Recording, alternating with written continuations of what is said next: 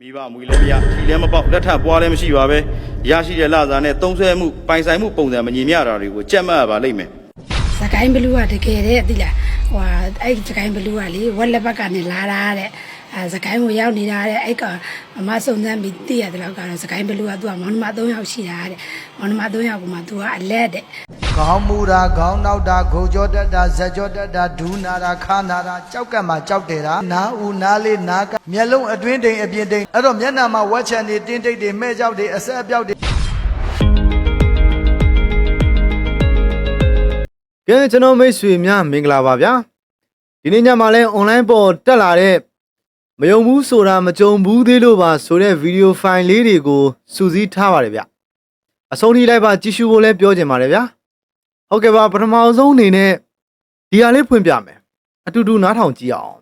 အရာရှိကြီးတွေရဲ့ပိုင်ဆိုင်မှုစီရင်မှတ်ပုံတင်တာတစ်ဆင့်ငံကုမ္ပဏီထူထောင်တာအကိုကြီးညီလေးအဘနဲ့သားအမကြီးနဲ့သမီးစတဲ့အမျိုးဆွေကောင်းစားရေးဝါဒနဲ့လက်သိပ်ထိုးလုပ်ငန်းစဉ်တွေကိုစီစစ်ရေးယူဖို့လိုပါတယ်သတင်းပေးသူတွေရဲ့ဘေးကင်းလုံခြုံရေးနဲ့ကာကွယ်ပေးမှုကလည်းအလွန်အရေးကြီးပါတယ်မိဘမွေလည်းမရထီလည်းမပေါက်လက်ထပ်ပွားလည်းမရှိပါပဲရရှိတဲ့လစာနဲ့သုံးဆွဲမှုပိုင်ဆိုင်မှုပုံစံမညီမျှတာတွေကိုကြက်မှတ်ရပါလိမ့်မယ်အဲ့တော့ကျွန်တော် online မှာဒီအတိုလေးကိုအရင်နားထောင်လိုက်ရတာဗ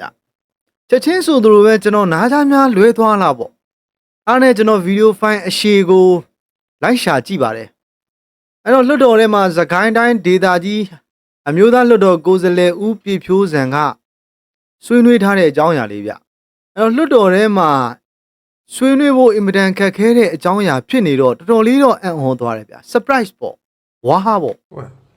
Oh my god အဲ့တော့အဲ့ဒါလေးကိုပြည့်ပြည့်စုံစုံလေးနားထောင်ကြည့်အောင်စကိုင်းတိုင်းဒေသကြီးမြို့သားလွတ်တော်ကိုယ်စားလှယ်အမှတ်7ဦးပြည့်ဖြိုးစံဆွေးနွေးနိုင်ပါပြီလေးစားပါသောမြို့သားလွတ်တော်ဥက္ကဋ္ဌကြီးနဲ့လွတ်တော်ကိုယ်စားလှယ်ကြီးများအားလုံးမင်္ဂလာပါလို့နှုတ်ခွန်းဆက်သလိုက်ပါတယ်ကျွန်တော်ကတော့စကိုင်းတိုင်းဒေသကြီးမြို့သားလွတ်တော်ကိုယ်စားလှယ်အမှတ်7ဦးပြည့်ဖြိုးစံဖြစ်ပါတယ်ယနေ့မှာတော်စိုးစိုးမြင့်မွန်ပြည်နယ်မြို့သားလွတ်တော်ကိုယ်စားလှယ်အမှတ်7တင်သွင်းထားတဲ့အခွန်အဂတိနဲ့ဆက်လင်းတဲ့အဆိုကိုကျွန်တော်အနေနဲ့ထောက်ခံဆွေးနွေးသွားမှာဖြစ်ပါတယ်လေးစားတဲ့ဥက္ကဋ္ဌကြီးခင်ဗျာနိုင်ငံတကာအဂတိလိုက်စားမှုစောင့်ကြည့်ရေးအဖွဲ့ဖြစ်တဲ့ Transparency International ရဲ့ထုတ်ပြန်ချက်အရကျွန်တော်တို့မြန်မာနိုင်ငံဟာအဂတိကင်းရှင်းညွှန်ကိန်း CPI အမှတ်100ပေးတာမှာ16မှတ်ရပြီး182နိုင်ငံမှာအဆင့်169အထိနောက်ကျကျန်နေခဲ့တာကိုတွေ့ရှိရပါတယ်ဒါဟာကျွန်တော်တို့နိုင်ငံမှာအဂတိနဲ့ပတ်သက်ပြီးတော်လေးဆိုးဝါးနေတဲ့အခြေအနေလို့ယူဆလို့ရပါတယ်အာဂရီလို့ပြောတဲ့အခါလူများစုကလံငွေလက်ခံရယူမှအာဂရီမြောက်တယ်လို့ရေဘူးရနားလေထားကြပါတယ်တကယ်တော့အာဂရီဟာလက်စားတာတစ်ခုတည်းမဟုတ်ပါဘူးယာရုတာဝန်ရ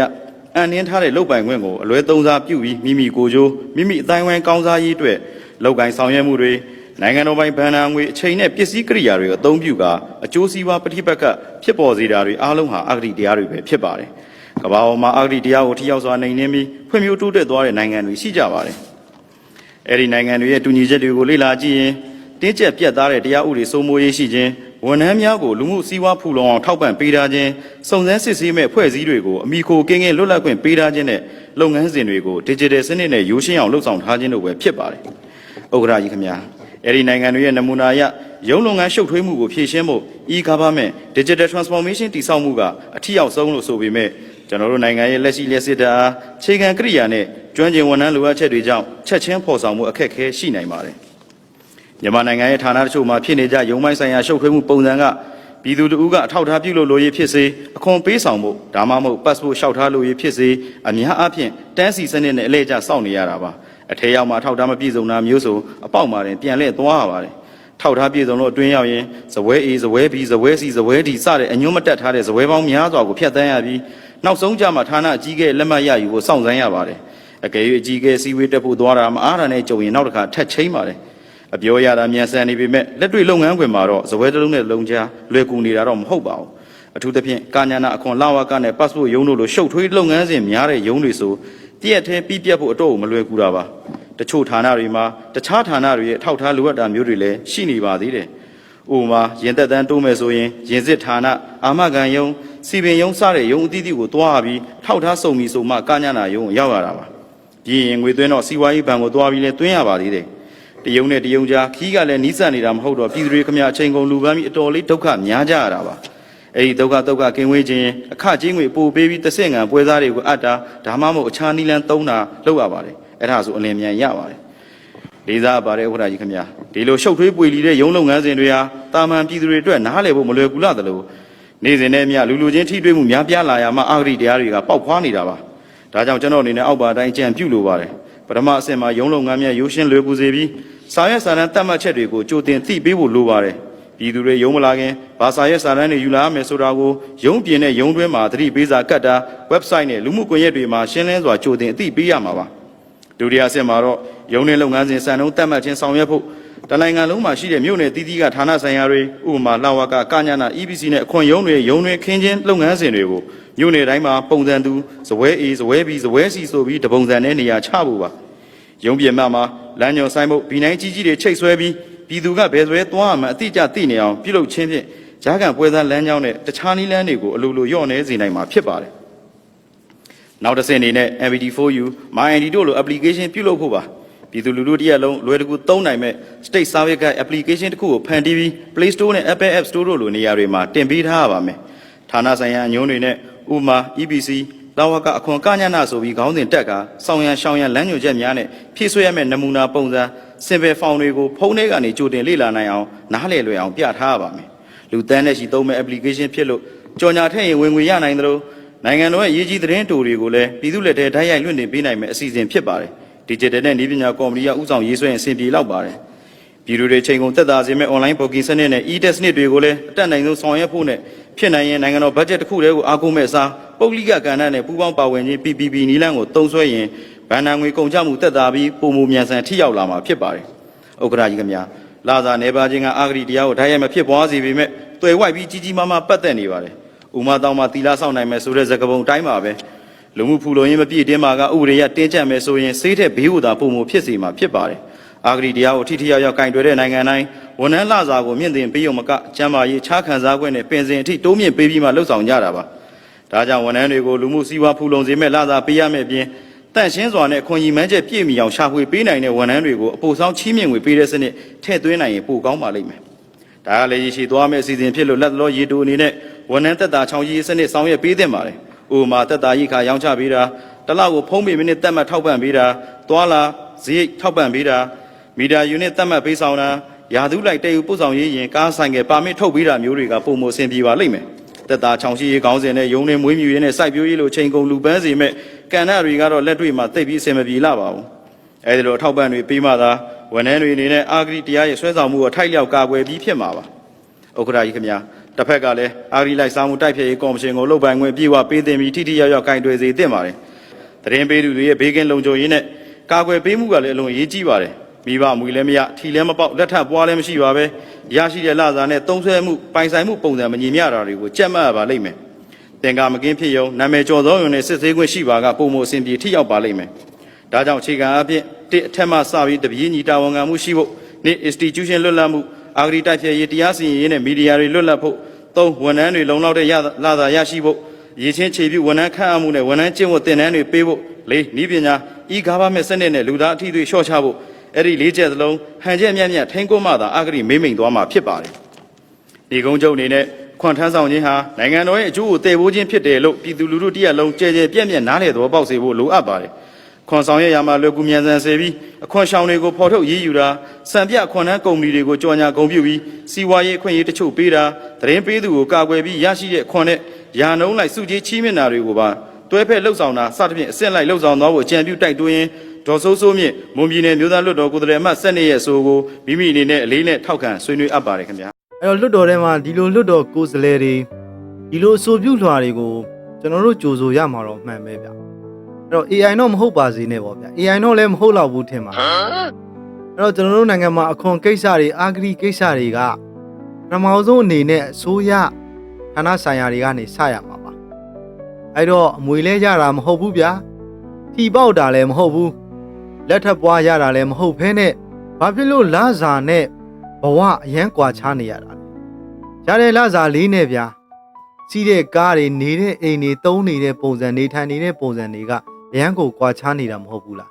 ဒါကဘာကြောင့်လဲဆိုတာကလေးသွားမင်းအောင်သိရဗျာအဲ့တော့ဒီလိုမျိုးရဲရင်ပြတ်သားတဲ့အဆိုပြုလွှာတွေကိုတည်တည်ချာချာလေးအပြုသဘောအနေနဲ့ဆောင်ရွက်ဖို့တော့လဲလိုတာပေါ့ဗျာအဲ့ အဲ့တော့ဒီအဆိုပြုလာကိုလွတ်တော်ကမှတ်သားထားပါမယ်ဆိုတာလေးနဲ့မပြီးဘဲနဲ့လက်တွေ့ကျတဲ့ပုံစံမျိုးနဲ့ဆောင်ရွက်ဖို့လိုမယ်လို့လည်းမြင်ပါတယ်ဗျအဲ့တော့ဒီထဲမှာပြောသွားတဲ့စကားလေးကိုအင်မတန်သဘောကျပါတယ်ဒီပေါက်တာလည်းမဟုတ်ဘူးအမွေရတာလည်းမဟုတ်ဘူးလက်ထပ်ပွားလည်းမဟုတ်ဘဲနဲ့ဘာဖြစ်လို့ကြီးကြီးတက်အောင်ချမ်းသာနေရတာလဲဒါမှမဟုတ်ရင်ကောက်ရလို့များလားဗျဒါကတော့ကာယကရှင်တွေပဲသိပါလိမ့်မယ်ဗျဟုတ်ကဲ့ပါဒါလေးကတော့လွတ်တော်ထဲမှာဘာတွေပြောကြားနေလဲဆိုတာကိုကျွန်တော် viewer တွေမသိလိုက်မရှိရအောင်ပြန်လည်ဝေမျှခြင်းဖြစ်ပါတယ်ဗျဒါလေးလည်းဆက်ကြည့်အောင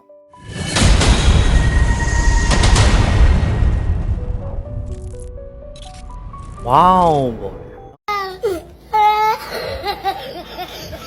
ဟုတ်ကဲ့ဒီဗီဒီယိုဖိုင်လေးကိုကြည့်လိုက်ရတဲ့အချိန်မှာပထမလိုပဲကျွန်တော်အမြင်များလွဲသွားလားဆိုပြီးနောက်တစ်ချိန်ပြန်လဲကြည့်ရတဲ့ဗီဒီယိုဖိုင်လေးပဲဗျဒီနေ့ reaction မှာကျွန်တော်ခေါင်းစဉ်ပေးထားသလိုပဲမယုံဘူးဆိုတာမကြုံဘူးသေးလို့ပဲဖြစ်မှာပါဗျတ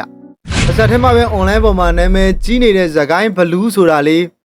နောက်ထောင်ကြည့်အောင်ဗျစကိုင်းဘလူးကတကယ်တဲ့သိလားဟိုအဲ့စကိုင်းဘလူးကလေဝက်လက်ဘက်ကနေလာတာတဲ့စကိုင်းကိုရောက်နေတာတဲ့အဲ့ကမစုံစမ်းပြီးသိရတယ်လို့ကတော့စကိုင်းဘလူးကသူကမောင်နှမ3ယောက်ရှိတာတဲ့မောင်နှမ3ယောက်ကမှသူကအလက်တဲ့သူအောင်မှအငယ်လေးရှိတယ်တဲ့သူကခိုင်းဆိုသူတို့ကစိတ်တွေပါလေမွေးတယ်တဲ့စိတ်တွေမွေးတော့ကျတော့စိတ်တွေပျောက်သွားတယ်ဆိုတော့သူကခေတ်ကာလမကောင်းလို့နိုင်ငံရေးမကောင်းလို့ခိုးသွားတယ်ပဲသူတို့အိမ်ကထင်တာတဲ့တကယ်တမ်းကျအဲ့ကောင်မလေးကစားတာတဲ့နောက်ဆုံးကျတော့သူတို့ဖေမေတွေစိတ်ကြောင်းသွားတော့သူ့မောင်လေးကိုထားခဲ့တာတဲ့သူ့မောင်လေးထားခဲ့တော့သူ့မောင်လေးကိုကြိုက်စားတာတဲ့ကြိုက်စားတော့6လောက်လေးပဲကြမ်းနေခဲ့တာတဲ့6လောက်လေးကြမ်းမှသိတာတဲ့ပြီးတော့ကျသူကလိုက်ဖမ်းတော့စကိုင်းဘလူးကပြေးတာတဲ့ပြေးတယ်ဟိုမှာတော့စကိုင်းဘက်ကိုရောက်နေရတဲ့စကိုင်းမှာကျအားလုံးမှာကလေးလေးတယောက်စားလိုက်တာတဲ့တကယ်တဲ့သိတာကိုစကိုင်းမှာနေတဲ့စကိုင်းကအကြောင်းသူအကြောင်းသားမိဘလေးတွေရောကလေးမေလေးတွေရောကိုသားသမီးလေးတွေကိုရုံးကွာကြီးစိုက်ဆောက်ရှောက်ကြနော်သူကအသက်22နှစ်ဝန်းကျင်ပဲရှိသေးတာတဲ့ငယ်ငယ်လေးရှိရအပြင်မှာဆိုတကယ်လာရတဲ့ချစ်စရာတကယ်ဘလူးစိတ်ပေါက်သွားဆိုတော့သူကစားတာပေါ့လေအဲ့ဒါလေးသိစေချင်တော့အဲ့လေးကိုသိစေချင်တော့အကြောင်းသူအကြောင်းသားအမေလေးတွေရောကိုသားသမီးလေးတွေကိုအချိန်ကြီးအကြောင်းအကျိုးဖို့လို့အချိန်မှန်မှန်ဂယူးဆိုင်ကိုအိမ်မှာလည်းလေစလက်ကမထားနဲ့ဒီဇိမ်းနေတဲ့စကားပြောနေရဆိုအဲ့ဒီဇိမ်းကိုလည်းဂယူးဆိုင်နော်အခုအဲ့ကောင်မလေးတကယ်နဲ့စကိုင်းဘလူးကမင်းကလေးတဲ့မင်းကလေးမှာအဲ့ဒါဒီဘက်မှာဒီဘက်မှာလည်းအင်းကွက်ပါတယ်တဲ့ဟိုဘက်မှာလည်းအင်းကွက်ပါတယ်တဲ့သူကဝတ်စားထားတာပြန်လန်းလေးတဲ့ချစ်စရာလေးတဲ့အဲ့ကြောင့်အကုန်လုံးဂယူးဆိုင်ကြပါလို့မှကိုတိလို့မလို့ကိုအကုန်လုံးသိအောင်လို့စကိုင်းဘလူးအကြောင်းလေးမှနေပြမိရမှာတကယ်လည်းစကိုင်းမှာတကယ်ရှိတယ်တဲ့ကိုတနေ့ကကျတော့ဘော်ကားထဲမှာရောက်နေလို့ပြောတယ်အဲကြောင့်လို့ view site ကြပါလို့ကဲဒါကတော့ဒီတလော online မှာကောလန်ဟာလာလို့ဘာလို့ညာလို့နာမည်ကြီးနေတဲ့ဇကိုင်းဘလူးအကြောင်းပါဇကိုင်းဘလူးကမိန်းကလေးချောချောလှလှလေးလို့ပြောတယ်ဗျအဲ့တော့ဟုတ်မဟုတ်တော့လည်းမသိဘူးပေါ့ဗျာယုံတဲ့သူတွေလည်းယုံကြတယ်မယုံတဲ့သူတွေလည်းမယုံကြဘူးပေါ့ဗျာအဲ့တော့ဒီမှာလည်းတယောက်ပြောထားတာလေးဆက်နားထောင်ကြည့်အောင်စကိုင်းဘက်ကရွာတရွာမှာဘလူးမလေးတောင်းကျမ်းနေတယ်ပေါ့နော်ဘလူးမလေးကအသက်22နှစ်ပဲရှိသေးတယ်ကိုမောင်လေးကိုပြန်စားပြီးတော့ဘလူးမလေးလို့ပြောခံရတာပေါ့နော်ဒီအကြောင်းလေးကိုကျွန်မပြောပြမယ်အခုကြားတဲ့သတင်းတွေအရတော့သူကဝက်လက်ဘက်ကနေပြီးတော့ဖြစ်တာပေါ့နော်ဝက်လက်ဘက်ကရွာတရွာနေမောင်နှမ3ယောက်ရှိတယ်တယောက်က22နှစ်အကြီးမလေးကအလက်မလေးက19နှစ်အငယ်လေးက2နှစ်ပေါ့နော်မောင်လေးအကြီးမလေးကအငယ်ဆုံးမောင်လေးကိုစားလိုက်တာပေါ့မိဘတွေမရှိတဲ့ချိန်မိဘတွေစိတ်ကြောင်းသွားတဲ့ချိန်ဒီဘလူးမလေးကစိတ်တွေကိုလည်းစားတယ်ပေါ့နော်အဲ့နေ့မှာတော့မောင်လေးကိုသူစားပလိုက်တယ်စားလိုက်တဲ့အခါမှာမိဘတွေပြန်ရောက်တော့6ထောက်လေးတစ်ဖက်ပဲကြံ့တော့တယ်ပေါ့အခုတော့အဲ့ကောင်မလေးကိုဖမ်းထားချုပ်တိုင်းနဲ့ထွက်ပြေးသွားတယ်ထွက်ပြေးပြီးတော့စကိုင်းဘက်ကအာလောင်ဆိုတဲ့ရွာတရွာမှာကလေးတစ်ယောက်ကိုစားပလိုက်တယ်အစားအနာတော့မကြံ့တော့ဘူးပေါ့နော်ပြီးတော့သူပျောက်သွားတယ်ပေါ့ဒါကြောင့်ဘလူးဆိုပြီးတော့တောင်းညမ်းနေတယ်ဆိုပြီးတော့နာမည်ကြီးပြီးတော့ခရဲရိုက်နေတာဖြစ်တယ်ဟုတ်သည်ဖြစ်စေမဟုတ်သည်ဖြစ်စေကျမတို့ဒီစုံပယောကအကုန်ပါဝင်ပေါ့နော်ဒီဘေးပယောဂတွေနဲ့တူတရေတပတ်ဘလူးပိတ်တာဒီအားလုံးမကောင်းတဲ့ရန်တွေကကာကွယ်ဖို့ပိရိပဋ္ဌာန်းတွေကိုရှိုးရမယ်ပိရိကြီး17တုပ်ထဲမှာပါတယ်ရေဒနာတုပ်ကိုရွတ်ပါတက်နိုင်တဲ့လောက်များများရွတ်ပါပေါ့နော်မနဲ့နေညဖွင့်မှာလူတိုင်းမှာဖုန်းတွေတော့ကင်ကြရလေဒီဖုန်းထဲမှာ software လေးတွေရှိတယ်ကြည့်ရွတ်လို့လွယ်ရတယ်ပြီးရင်ဖွင့်ရမယ်ပေါ့နော်အဲ့ဒါလေးကိုပြောပြချင်လို့ပါရှင်အဲ့တော့ဘလူးမကဝက်လက်ဘက်ကနေစကိုင်းကိုရောက်လာတယ်ပေါ့ဗျာအဲ့ဒီမှာပဲသူ့မောင်လေးကိုသူပြန်စားတယ်ဘာညာဆိုပြီးကောလာဟာလာလေးထွက်နေတယ်ဗျအဲ့တော့စကိုင်းဘက်မှာရှိတဲ့ကျွန်တော် viewer တွေလည်းဒီကိစ္စကအမှန်ပဲလား ကြုံမှုတဲ့သူများရှိရင်လည်း comment မှာလာရောက်ပြောသွားလို့ရပါတယ်ဗျအဲ့တော့မယုံဘူးဆိုတာမကြုံဘူးသေးလို့ပါဘာညာပေါ့ဗျာဒါလေးလည်းဆက်နားထောင်ကြည့်အောင် ကဲ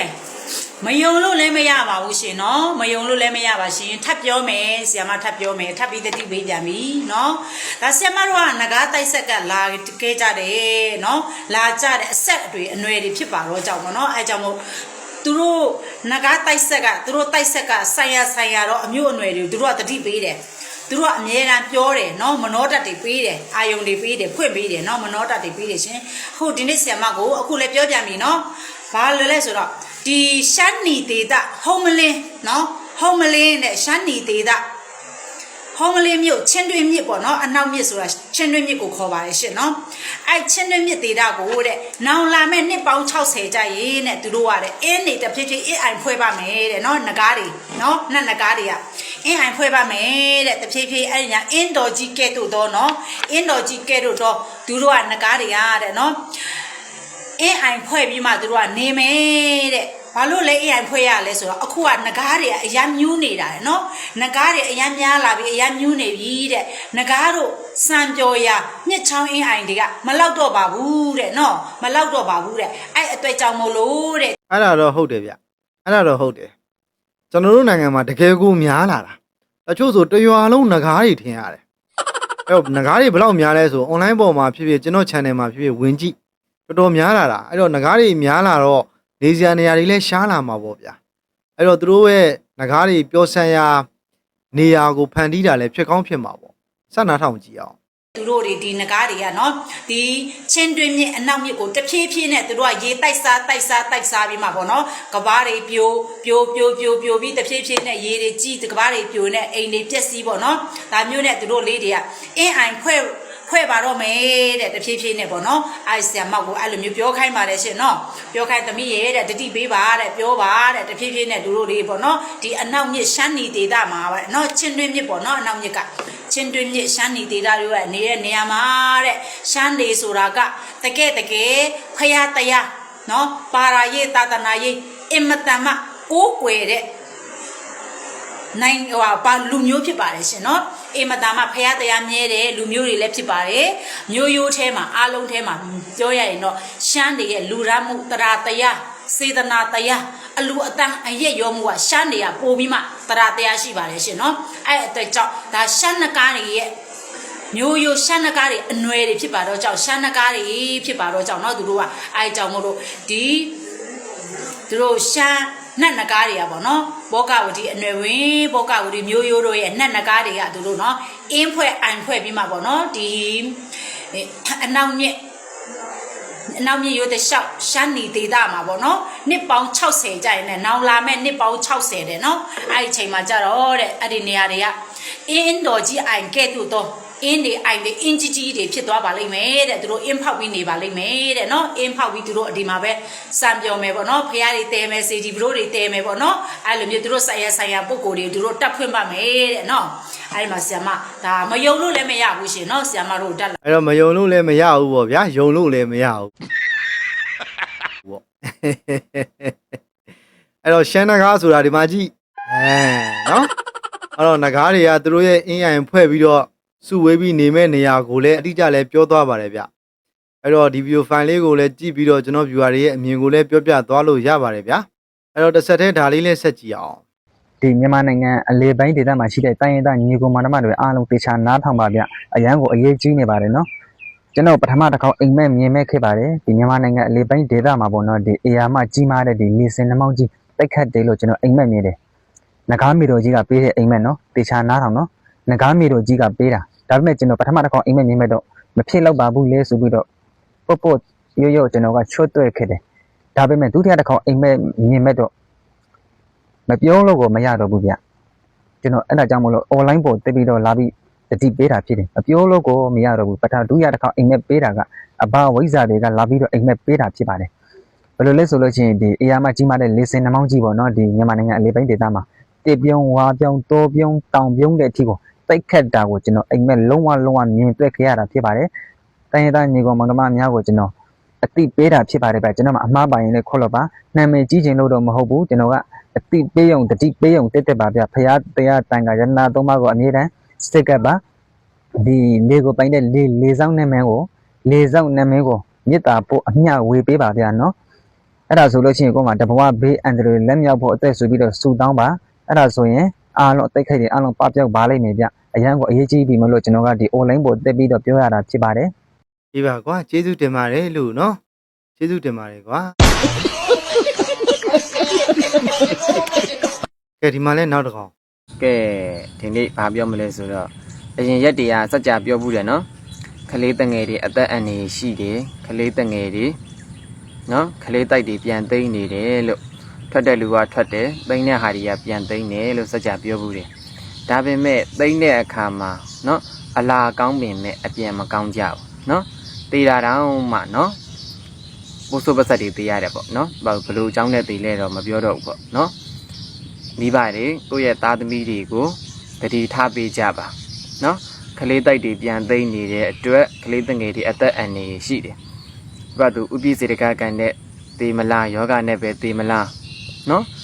သူဘာသူများတက်လို့ပဲတေမလားဘလို့တေချင်းနေနဲ့တေမလဲတော့မသိဘူးပေါ့နော်အဲ့လိုမျိုးတွေရှိပါတယ်မိဘတွေခလေးတငယ်တွေကိုတတိထားပေးပါနော်ယောက်ျားလေးဖြစ်ဖြစ်မိန်းကလေးဖြစ်ဖြစ်အန္တရာယ်ဆိုတာကိုမြင်ရတာမဟုတ်ဘူးတတိဝတ္တိယနဲ့ထားပေးကြပါနော်ဘယ်သွားဘယ်လာပေါ့နော်အစားအသောက်တွေကစတတိဝတ္တိယလေးနဲ့ကျွေးပေးပါကိုကခလေးတိုက်တွေပြန်သိမ်းနေတယ်ပြန်သိမ်းတဲ့အခါမှာမနော်ကိုရီးယားတော့ထင်တာကတော့ကိုရီးယားတော့နော်ယောဂတွေပေါ့နော်ယောဂတွေဖြစ်မယ်ယောဂတွေဖြစ်ပြီးတော့ပဲပြန်ခေါ်မလားဒါမှမဟုတ်သူ့ဘာသူပဲနော်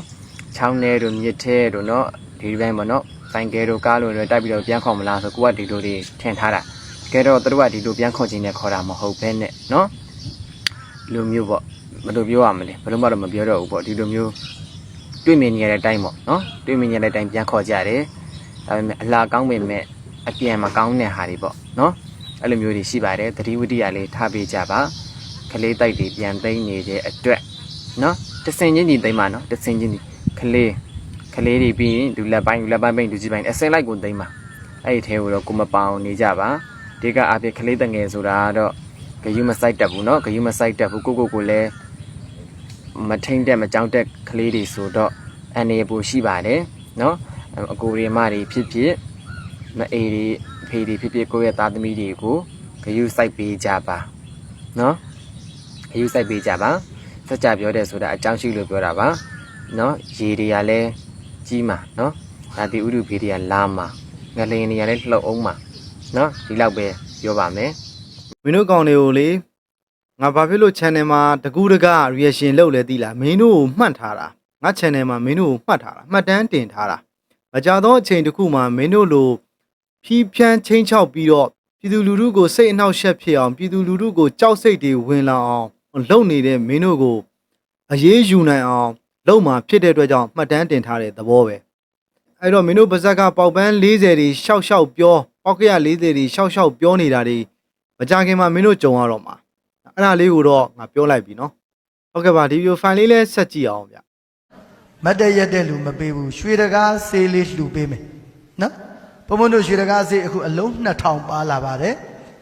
ရှူလို့ရှိရင်တေချာနာထောင်တာနော်ရှူလို့ရှိရင်ခေါင်းမူတာခေါင်းနောက်တာဂုံကြောတက်တာဇက်ကြောတက်တာဒူးနာတာခါနာတာကြောက်ကပ်မှာကြောက်တယ်တာရှူတာနဲ့တင်ပျောက်ပါတယ်လိမ့်မယ်ဆိုလို့ရှိရင်နားဦးနားလေးနားကပ်ရင်နားကိုလိမ့်မှာမျက်လုံးအတွင်းတိမ်အပြင်တိမ်ဒန်တိမ်ဆိုရင်မျက်လုံးလေးမှိတ်ပြီးတော့မျက်ခွန်ကိုပဲပုတ်ပါမျက်လုံးနဲ့သွားခတ်ရင်တော့ကမ်းပါနော်မျက်လုံးနဲ့မခတ်ရဘူးနော်အဲ့တော့မျက်နှာမှာဝက်ချန်တွေတင်းတိတ်တွေမှဲ့ကြောက်တွေအဆက်အပြောက်တွေရှိလို့ရှိရင်လက်ဖွားကိုပူအောင်ပုတ်ပြီးမှမျက်နှာကိုပုတ်ပါရှူမယ်လိမ့်မယ်ရှာပုတ်ရင်ဗိုက်ကြီးတဲ့ကိုယ်တဲ့ရှာပုတ်လို့မရဘူးရှာပုတ်ရင်သွားကြိုက်တာသွားနာတာရင်ကျက်ချောင်းဆိုပန်းနာယူရီအဆက်ခေါက်လေဘနာစီဂျိုကြောက်ကက်ကင်ဆာအကုန်ပြောက်ပါတယ်ဖို့ဆိုနာဂရင်ကြီးနာလိတ်ကောင်းတို့တာနဲ့တင်ပြောက်ပါတယ်ထိခိုက်ရှာနာပွန်းပဲ့ပြောက်ပါတယ်လေဖြတ်တာတွေမှန်သမျှအကုန်ပြောက်ပါတယ်နှလုံးသွေးကြောကျဉ်တာတွေအကုန်ပြောက်ပါတယ်ရှူမယ်လိမ့်မယ်ရှာပေါ့မယ်အဲ့တော့ကျွန်တော်တို့နိုင်ငံမှာအရန်ကိုနာမည်ကြီးတဲ့ရွှေတကားဖုံရဲ့ရွှေတကားဆေးအဲ့တော့96ပါးယောဂအကုန်ပြောက်ဗျာအဲ့လောက်ကြီးကြတော့လဲဟုတ်ပါမလားပေါ့ အဲ့တော့ဒါကတော့ကျွန်တော်မယုံဘူးလို့ပြောတာတော့မဟုတ်ပါဘူးအဲ့တော့ပျောက်တဲ့သူတွေလည်းပျောက်မှာပေါ့ဗျာနော်အဲ့တော့ကမ္ဘာပေါ်မှာယောဂမျိုးစုံကို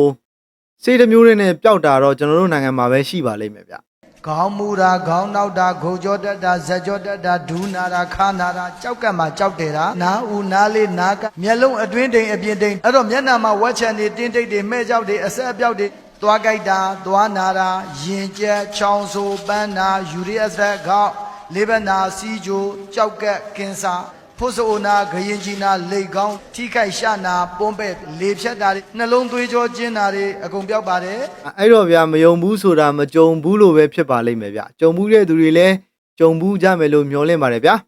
ဒီညမှာတော့ online ပေါ်တက်လာတဲ့ video file လေးတွေကို reaction လုပ်လိုက်ပါပြီဗျကျွန်တော် channel ကိုစဉ်ဆက်မပြတ်စောင့်ကြည့်နေတဲ့ကျွန်တော် viewer တွေလည်းကျင်းတဲ့နှစ်သက်လိမ့်မယ်လို့ထင်ပါတယ်ဗျာကျေးဇူးအများကြီးတင်ပါတယ်ကျွန်တော်ကွီးစော်ပါ